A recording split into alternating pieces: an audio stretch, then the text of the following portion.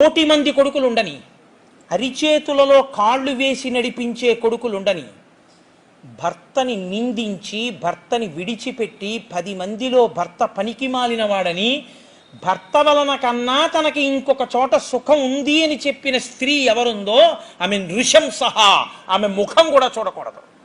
అంతకన్నా అధర్మం లోకంలో ఇంకోటి లేదు. ఏ ఆడదాని గౌరవం అయినా పురుషుడి వల్లేనమ్మా. నువ్వు అలా అనకూడదు, తప్పది, ధర్మం కాదు. నేను నాన్నగారిని గౌరవించాలి, నువ్వు నీ భర్తని గౌరవించాలి. అదే యశధర్మ సనాతన, అదే ధర్మం. నువ్వు అలా మాట్లాడకూడదు. అంతటి కౌసల్య కట్టుబడిపోయింది. యన్మంగళం సహస్రాక్షే సర్వదేవ నమస్కృతే వృత్రనాశే సమభవత్తత్తే భవత మంగళం అని మంగళం పెట్టి ఓ కొడుకు బయటికి ఎడుతూ ఉంటే తల్లి ఆశీర్వచనం ఎలా చెయ్యాలో రామాయణం నేర్పింది. నేర్పుతూ ఆవిడ ఈ లోకానికి అంతటికీ ఒక గొప్ప సందేశాన్ని ఒకదాన్ని ఇచ్చింది. రామాయణ సారమంతా అక్కడ ఉంది. ఆవిడ ఏమందో తెలుసా అండి? రామ, దేనికి బయలుదేరిపోతున్నావు అరణ్యానికి? ఈ వయస్సులో ఎవరికైనా భార్యతో కలిసి సుఖానుభవాన్ని పొందాలని ఉంటుంది.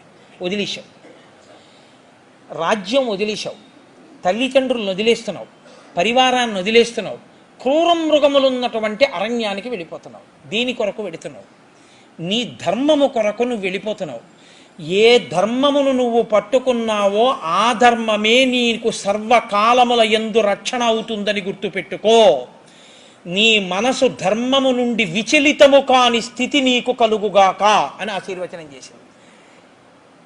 ఏ తల్లి అయినా కొడుకు వృద్ధిలోకి వస్తూ ఒక్కొక్క మెట్టెక్కుతూ తన కాళ్ళకి దండం పెడితే ఏ ఆశీర్వచనం తల్లి చెయ్యాలో రామాయణం నేర్పింది.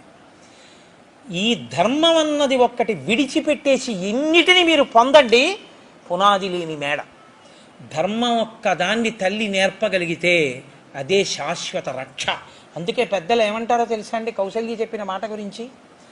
అరణ్య మార్గంలో వెళ్ళేటటువంటి పిల్లవాడికి రొట్టెలు కట్టించిన తల్లిలా వాడు వెడుతూ వెడుతూ ఆ రొట్టెలు తిని ఆకలి తీర్చుకుని వెళ్ళిపోతూ ఉంటాడు బలంతో.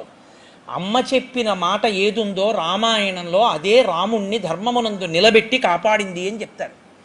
అటువంటి ఆశీర్వచనం చేసి పంపితే నిజంగా అడవులకు వెళ్ళిపోయే ముందు వెళ్ళి దశరథ మహారాజు గారికి నమస్కారం చేస్తే రామచంద్రమూర్తిని చూసి ఈ కొడుకు 14 ఏళ్ళు కనపడకపోతే నేను బతకగలనా అని బెంగతో స్పృహ తప్పి సింహాసనం మించి బోర్లా కింద పడిపోయాడు దశరథుడు.